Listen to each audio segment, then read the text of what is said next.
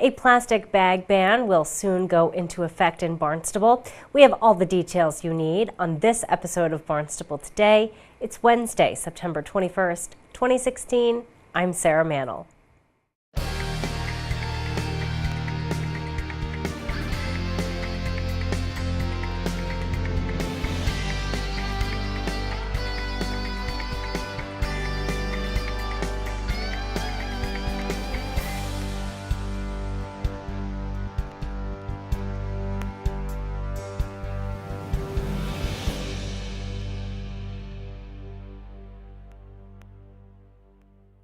Cape Cod Community College and CC Construction will be improving sewers on Versus Way in Hyannis.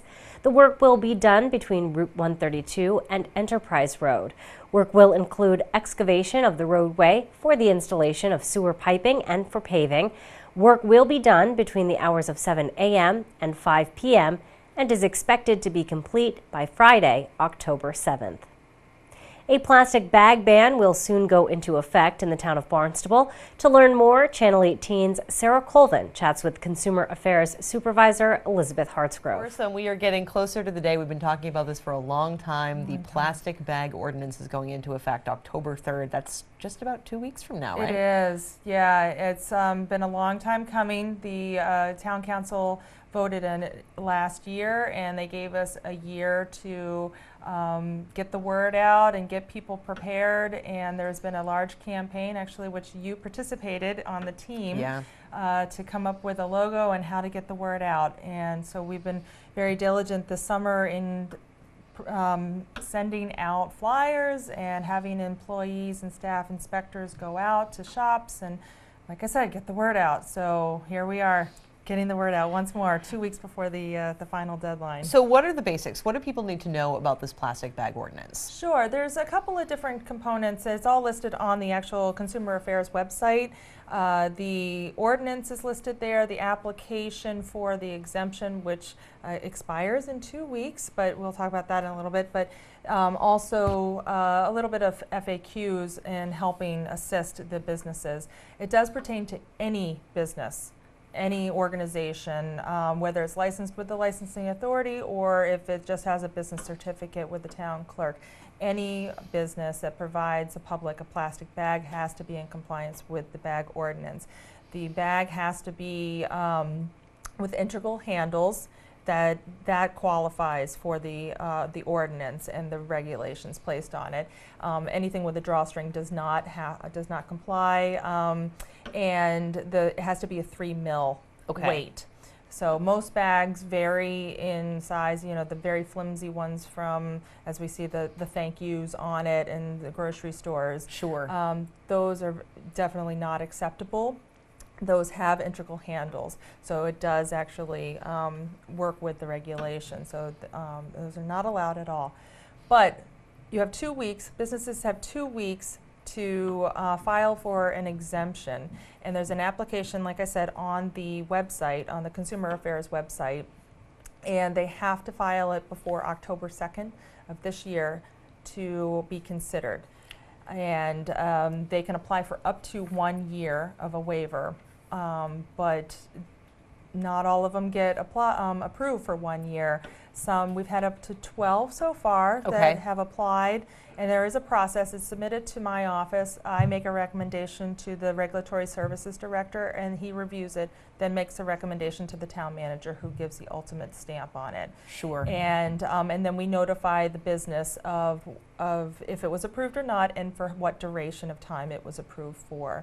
And again, it's only up to 1 year, so the last day of approval for anybody to have that type of bag in our community is October 3rd of next year. So are there qualifiers for the exemption, or is it a hardship exemption? Are there certain qualifications that people have to meet to be able to be approved for that exemption? Yeah, there's standards that are actually placed on the website, so people can see what we do consider as a criteria for exemptions. And yes, you're right. It could be that they ordered way too many of them, and it's going to be a financial hardship for them. Another one is if actually a corporation has a standard and it's going to take them a while to comply with getting the right type of bag or adjusting. And then even family emergencies and things also apply for the exemption. So I'm sure you've been fielding a lot of questions from the public. Yes. and businesses and consumers alike. So is there any sort of specific structure in place as to what businesses can do instead of plastic bags, or is it really up to them? It is up to them. In the FAQs, we do provide options for them. Paper bags are always welcome. They can also do the reusable bags, the totes that we all have that you can pay $1 and you reuse them. We all have them. Stay in the car and forget to take them out. Exactly. And so there are options available, and like I said, it really matters on the type of handle that is placed on the bag. The bags with the drawstrings are ones that are actually glued on.